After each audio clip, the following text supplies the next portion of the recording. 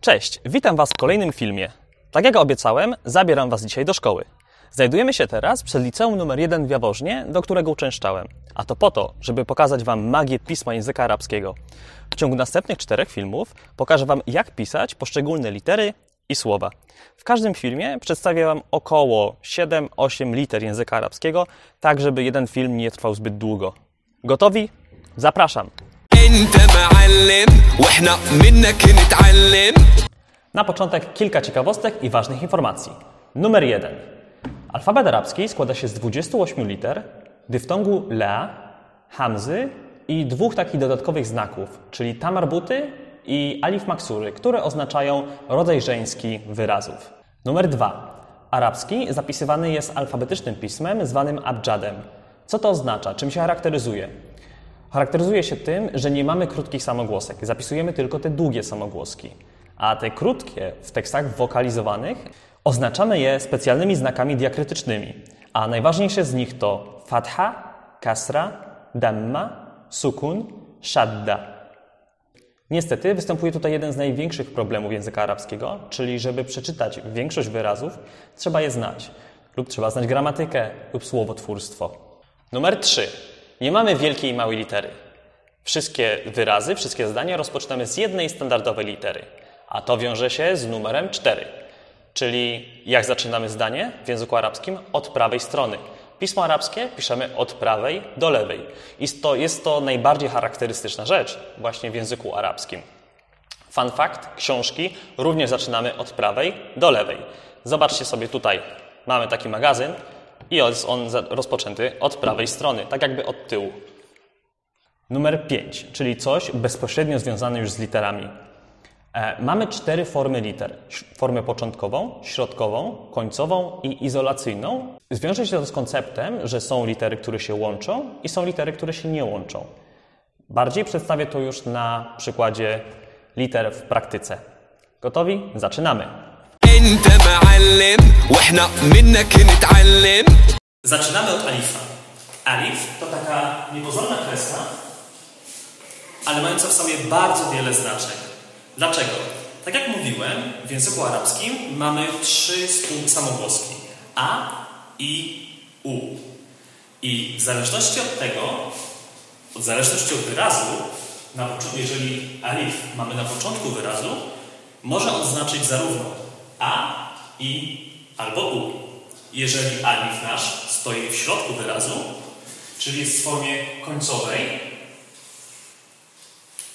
to będzie on znaczył długie A. Dlaczego alif nie ma formy środkowej i początkowej? Dlatego, że alif nie łączy się z literami po jego lewej stronie. Możemy sobie to zaznaczyć tutaj takim X-em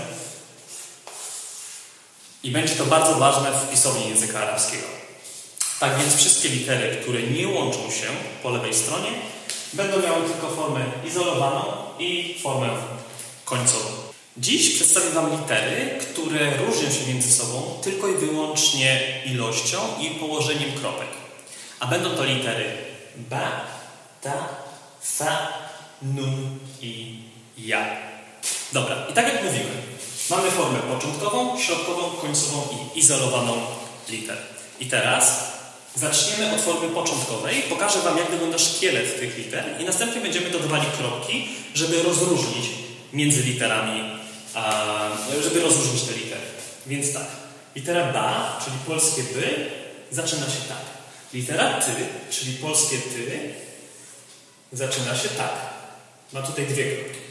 Litera f, czyli takie angielskie th, bezdźwięczne w wyrazie thing, zaczyna się tak, tylko z 3 kropkami. Litera nun, czyli polskie ny, zaczyna się tak, a litera i, która w zależności gdzie stoi w wyrazie, albo jest to i, albo długie i, zaczyna się tak,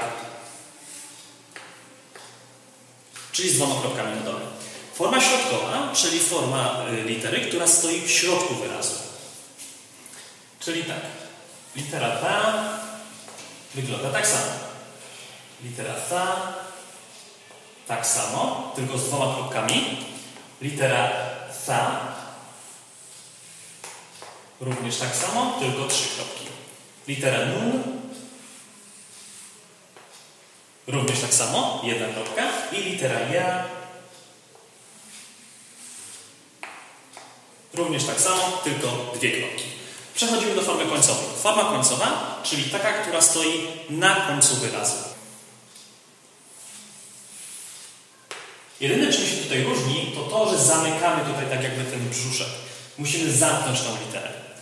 Litera ty. Tutaj taki uśmiech nam się tworzy. Litera f.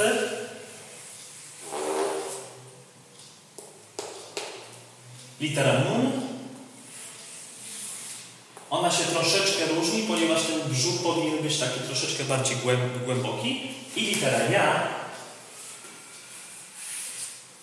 która najbardziej się będzie różniła, ponieważ ma tutaj takiego zawijasa.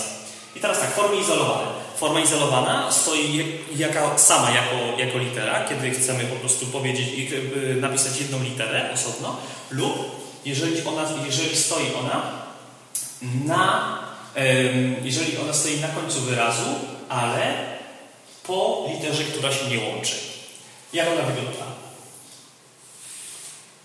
Tutaj mamy tak samo. Tutaj tak samo. Tak samo również tutaj się nie różni. Nun, czyli bardziej takie głębsze. I litera ja, która również ma tutaj takiego zawijasa. Także tak naprawdę z tych wszystkich liter, litera ja najbardziej się różni od pozostałych. Zaraz przejdziemy do przykładów, w których będziemy pisać sobie niektóre wyrazy. Jednak zanim do nich przejdziemy, pokażę Wam również znak zwany hamzą. Czyli coś takiego. O co chodzi? Hamza to jest zwarcie krtaniowe, o którym mówiłem w swoim pierwszym filmie. Pamiętacie wyraz nieetyczny, gdzie mamy tutaj taką przerwę? To jest właśnie hamza, zwarcie krtaniowe. Ogólnie ortografia hamzy w języku arabskim jest bardzo trudna i w wielu wyrazach hamza stoi na różnych podpórkach. Jednak nie będziemy dzisiaj wchodzić głęboko w ten temat, tylko że jest to bardzo trudny temat, nawet dla arabistów. Dla naszej wiadomości hamza będzie w niektórych wyrazach stała nad alifem. Przejdźmy teraz do przykładów. Ok, mamy tutaj teraz przykładowe wyrazy, takie rebusy. Niekiedy między plusami będą litery arabskie w formie izolowanej, które musimy połączyć, a niekiedy będą litery europejskie, które będziemy musieli zamienić na litery arabskie. Zanim zaczniemy jednak, taka bardzo ważna rzecz. Jeżeli piszemy, musimy pamiętać o tym, że musimy wyobrazić sobie, że jest tutaj taka niewidzialna linia, która wyznacza nam poziom pisania liter w języku arabskim. Dlatego, że są litery, które pisane są na tym poziomie, a są litery takie, które tak jakby przekraczają ten poziom, wychodzą poniżej tego poziomu pisania w języku arabskim. Musimy o tym pamiętać. Oczywiście w normalnym piśmie nie ma tej kreski, więc musimy sobie to tylko tak wyobrazić, uzmysłowić. Zobaczmy sobie na pierwszy przykład. Mamy alif z hamzą na górze, czyli piszemy alif z hamzą na górze.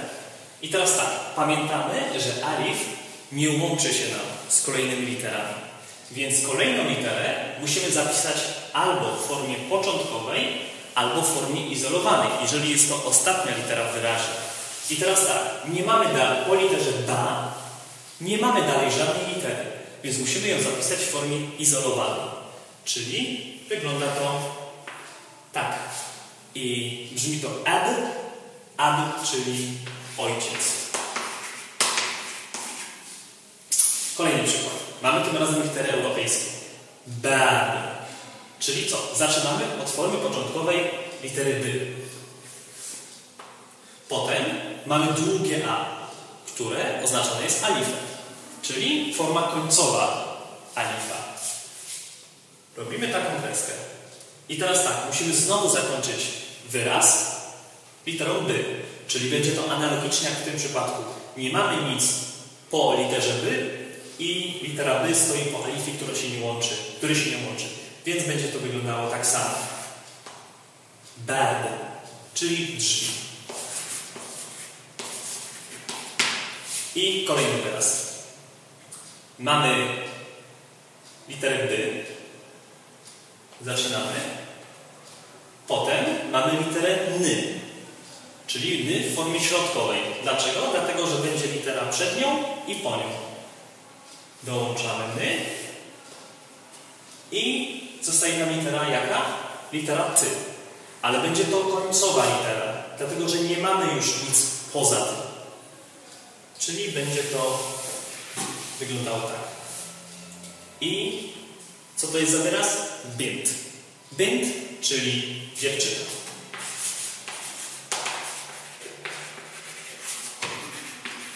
Ok, i mamy kolejne 3 przykłady. Zaczynamy. Co mamy tutaj? Nabat. Nabat, czyli zaczynamy od formy początkowej litery nun. N. Potem mamy krótkie a.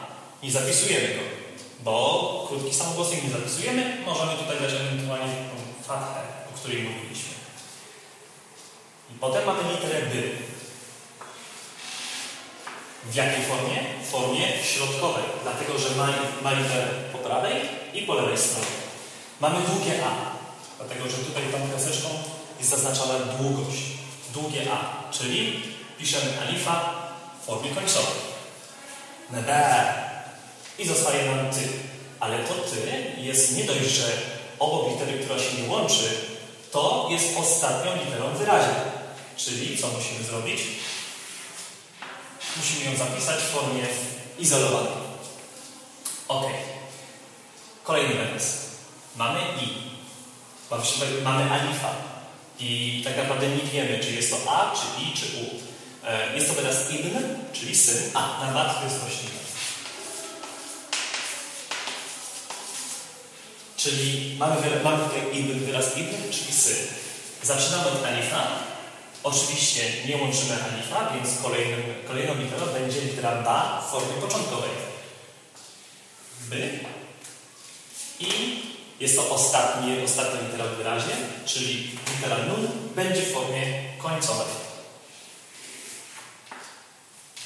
Ibn, czyli syn. I ostatni wyraz na dzisiaj. Co mamy tutaj? By plus a plus i plus ty plus długie i. Zaczynamy. Zaczynamy od jakiej formy? Początkowej formy litery by. Potem mamy krótkie a. Nie zapisujemy go tak samo jak tutaj. Możemy ewentualnie tą kreskę, ale generalnie w piśmie nie powinniśmy tego zapisywać.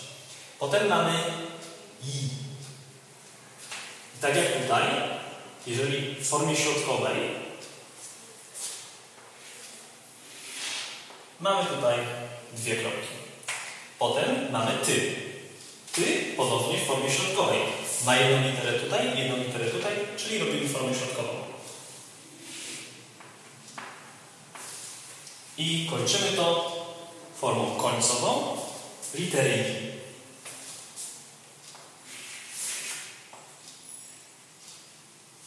I wychodzi nam beiti, czyli mój dom.